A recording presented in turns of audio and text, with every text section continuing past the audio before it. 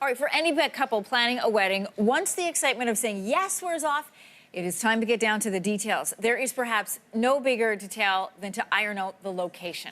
Enter design expert Tommy Smythe. He is back with season 2 of Where To I Do, the show that helps engaged couples find the perfect place to tie the knot. And Tommy is with us in studio and a look at what we can expect for season 2. Welcome back to your morning. Hi, Anne-Marie. Thank you so much. It's nice to be here. I know, it's always fun to see you. Oh, yeah. Love coming here. I love having you here. All right, season 2, you are trying to find a New York couple. Yes. The best place to get married Yeah. in New York City. Well, they didn't want traffic. They didn't want the hubbub of New York, which is tricky to do in Manhattan. Yeah. Well, they are actually a New Jersey couple who wanted the quintessential, like, Rat Pack New York wedding. Okay. So we see some amazing places in the Manhattan area. Cool. And it is, for me, it was a dream come true shooting in that city for this show because New York weddings are magnificent. Is this the spot? That you is found one of the for that? venues that we tour. So that's at Rockefeller Center, of course. This is a I'm sure you've rooftop been garden. there. Yes, Yeah, but not so there. Those lower buildings in front of the skyscrapers have rooftop gardens, and you can actually book that as your wedding venue.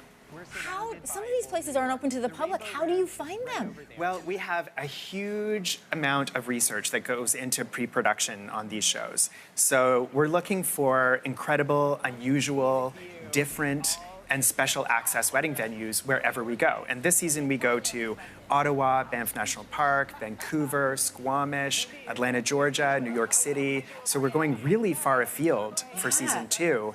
And in each of those places, we go to unexpected and unusual venues. And sometimes people think unexpected or unusual sometimes means not as nice. But in fact, you find real gems. Oh, yeah. Well, I mean, most young couples now don't want to get married in a banquet hall or a hotel. Right. Although we do see some extraordinary hotels. They're just not the expected or prescribed route. Right. And that's what kids want now.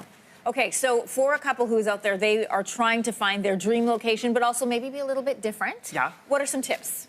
You know, you have to go for something that is a little bit of a compromise sometimes. So maybe for the extraordinary place, you cut your guest list a little bit. Maybe instead of having a sit-down dinner at your reception venue, you do a stand-up cocktail-style reception.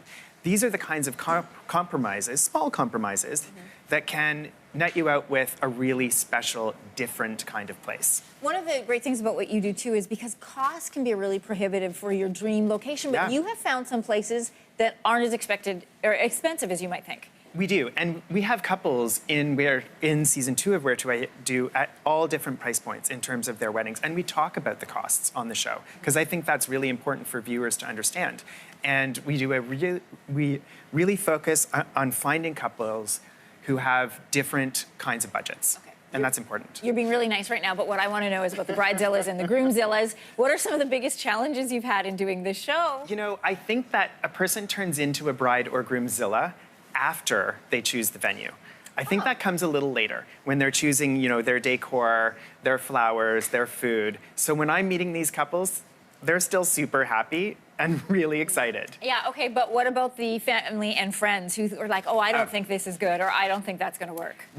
It is not unusual to hear from a mother or mother-in-law to be or two during the venue sourcing process. Okay. It has happened on occasion. We don't include that in the show, but yes, certainly the in-laws can be a lot more forceful in their suggestions, let's call them, than the actual bride and groom to be will be. Do you have a favorite place that you can let us in on?